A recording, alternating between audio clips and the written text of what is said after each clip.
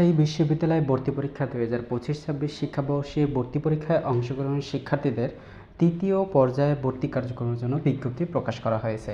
অর্থাৎ তৃতীয় পর্যায়ে যে সকল শিক্ষার্থী এ বি সি ইউনিটে যারা সাবজেক্ট পেয়েছো তাদের নিয়ে বিজ্ঞপ্তি প্রকাশ করা হয়েছে এবং চতুর্থ মেধা তালিকায় কারা সাবজেক্ট পাবে, অর্থাৎ চতুর্থ পর্যায়ে এ বি সি ইউনিটের কত মেধাক্রম থেকে কত মেধাক্রম পর্যন্ত সাবজেক্ট পেতে পারে সেই সংক্রান্ত বিস্তারিত নিয়ে আজকের প্রতিবেদনে অ্যানালাইসিস করব। শিক্ষার্থী বন্ধুরা, তৃতীয় পর্যায়ে যে সকল শিক্ষার্থী সাবজেক্ট পেয়েছে তাদের ভর্তি কার্যক্রম অনুষ্ঠিত হবে আজকে থেকে, অর্থাৎ 12 তারিখ থেকে 13 তারিখের মধ্যে তাদের অনলাইনে ভর্তি কার্যক্রম সম্পন্ন করতে বলা হয়েছে।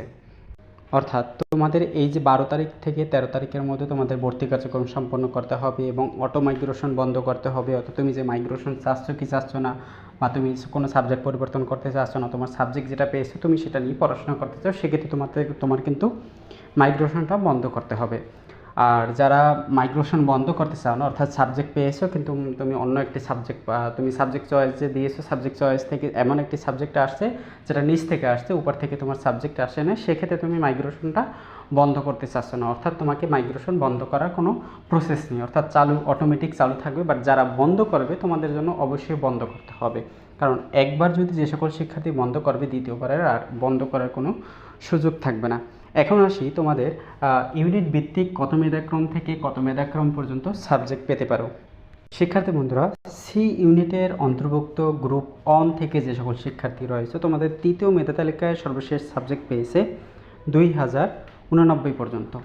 2089 পর্যন্ত সাবজেক্ট পেয়েছে সর্বশেষ তৃতীয় মেধা তালিকায়। তবে তোমাদের 4th merit, 5 merit, 6 merit, 7 merit, এই মেরিটে কত দূর পর্যন্ত সাবজেক্ট পেতে পারে। অর্থাৎ শিক্ষার্থী বন্ধুরা, তোমরা যারা গ্রুপ ভিত্তিক সি ইউনিটে গ্রুপ ভিত্তিক 3000-3000-এর মধ্যে যারা রয়েছে তোমরা অবশ্যই সাবজেক্ট পাবে। 3000-এর মধ্যে তোমরা যারা রয়েছে তোমরা অবশ্যই সাবজেক্ট পাবে। এবং এখানে যদি আমরা গ্রুপ 2 যদি দেখি, গ্রুপ 2-এও সি ইউনিটে গ্রুপ 2 থেকে 2810 পর্যন্ত থার্ড মেরিটে সাবজেক্ট পেয়েছে লাস্ট। এখন আসি যারা সি ইউনিটের নন সায়েন্স যারা রয়েছে, অর্থাৎ বাণিজ্য এবং মানবিক শাখা থেকে যে সকল শিক্ষার্থী পরীক্ষা দিয়েছে, সি ইউনিটে তোমাদের কিন্তু বেশি দূর যাবে না, তো অবশ্যই লাস্ট কত পর্যন্ত গেছে দেখে নাও। সি ইউনিটের নন সায়েন্স যারা রয়েছে লাস্ট 85 পর্যন্ত সাবজেক্ট পেয়েছে। অর্থাৎ তোমাদের গত বছরে রাজশাহী বিশ্ববিদ্যালয় সি ইউনিটের নন সায়েন্স থেকে লাস্ট 90 পর্যন্ত সাবজেক্ট পেয়েছিল।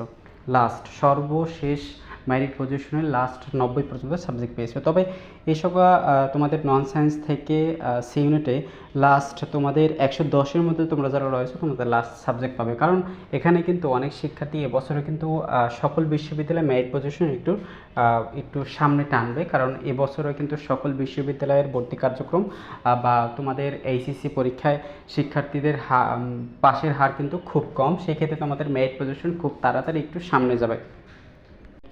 এই ইউনিটে লাস্ট সাবজেক্ট পেয়েছে 1235-এর মধ্যে থার্ড মেরিটে যারা রয়েছে তাদেরকে সাবজেক্ট প্রোভাইড করা হয়েছে। তবে তোমাদের এখান থেকে লাস্ট সাবজেক্ট পাবে কম্বাইন্ড মেরিট পজিশন অনুযায়ী, এখানে কিন্তু সাবজেক্ট প্রোভাইড করা হবে। অর্থাৎ বাণিজ্য, মানবিক এবং বিজ্ঞান শাখার শিক্ষার্থীদের সকল শাখার শিক্ষার্থীদের যে কম্বাইন্ড পজিশন যেটা রয়েছে সেটা নিয়ে কিন্তু তোমাদের এই ইউনিটে মেরিট পজিশন অর্থাৎ সাবজেক্ট প্রোভাইড করা হবে। অর্থাৎ তোমাদের কম্বাইন্ড অনুযায়ী বেশি দূর, প্রায় 2500-2500-এর মতো তোমরা সাবজেক্ট পাবে এই ইউনিট থেকে।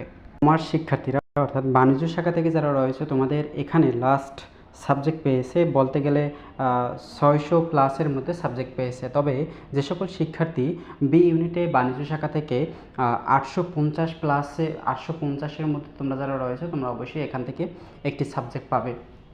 850-এর মধ্যে বি ইউনিটে বাণিজ্য শাখা থেকে যারা রয়েছে তোমরা অবশ্যই এখান থেকে সাবজেক্ট পাবে।